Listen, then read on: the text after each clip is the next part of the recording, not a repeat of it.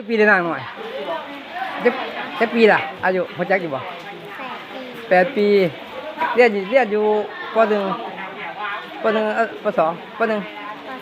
ป .2 เขาโรงเรียนอยู่ไสฮะโอ้ก็คริดเตียนว่ะโอ้เป็นได้อยู่โรงเรียนม่วนบ่หมู่หลายบ่เยอะอยู่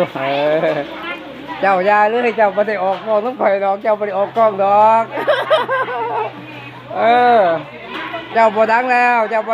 นี่ผู้ที่ดังนี่เบิ่งอันไปโรงเรียน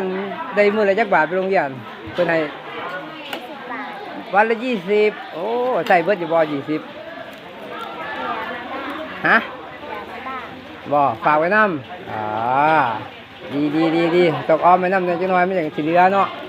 ขอให้20แล้วออมไป10 บาทอีก10 บาทก็ซื้อกินเนาะโอ้ย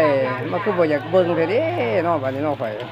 คนอีหยังว่าคือสร้างอันท่าทางเนี่ยงามก็ยังอันลบเฮาอีกเนาะอันเอาให้เฮ็ดเสียดๆจังหน่อย